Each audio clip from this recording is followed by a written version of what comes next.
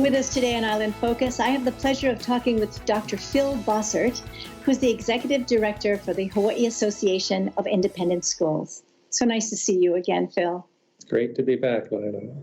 You were on our show early on when this pandemic was challenging education. What have you learned, and where do you think we're going with this?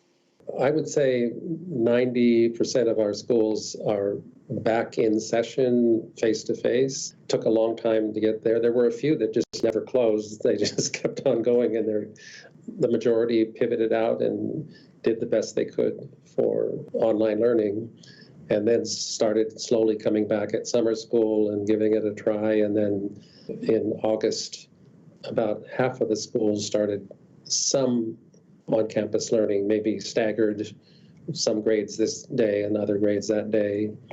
Kamehameha has decided not to come back until, I think, after Christmas, but all the rest of them either back on campus full-time, or they're offering blended options, so students who want to stay home for some reason or another can learn from home, and the ones that want to be on campus can learn on campus. So was the inclination of the schools to bring back the students on campus, even if it was a hybrid form, because of the recognition that kids need to be connected with each other, or was it more about habit? Probably a little of both. I think the habit is mostly what the teachers didn't, even though they had to try this distance learning, and some of them were really good at it, most of them were still uncomfortable without being able to have the face-to-face contact.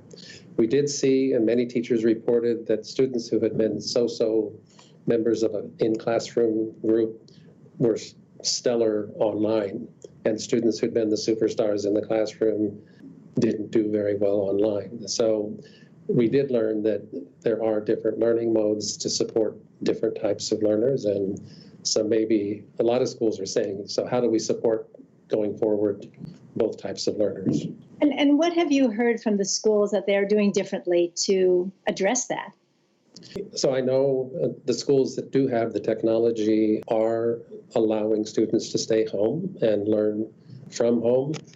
It's also the case that some of the schools are pursuing what's sort of come to be called episodic learning. So you say you're on campus for Monday, Wednesday, and you're at home Tuesday, Thursday, Friday, or something like that. The other thing is, too, I think after a lot of teachers felt simply from the habit of being with the kids all day, they felt they needed to be on Zoom, online all day with the kids. I know my friend Nikki Tomita kept saying, don't just keep them on the screen all day. Put them, give them a project and then turn off the screen, let them go do the project for 2 or 3 hours, and then come back and share what they learned. I think episodic on an hour-by-hour basis and episodic on a day-by-day basis might stick, at least with some schools and some students. How has the community, or how have groups of parents come together to support each other in this? Because it's hard with everybody home or not home. Absolutely. And, a lot of parents really complained because they couldn't get rid of their kids 5 days a week so they could go to work. And that was a big issue, especially preschool kids, parents with preschool kids. They wanted those preschools open again. We've seen 6 or 8 homeschool support centers pop up that have contacted us. They provide a place for kids to go when parents have to go to work. And maybe the kids are still going to school part of the time, and parents have organized this in their homes. So on Monday they go to Francine's house, and on Tuesday they go to Jack's house, and so on. Or they always go to Jack's house, and on Monday Francine is the supervisor, and on Tuesday it's Jack, and on Wednesday it's Phil. So kind of like pop-up businesses, right? Yeah, absolutely. And they may continue to provide that type of service. Both DOE and HAIS opened in the fall down about 3% in student count.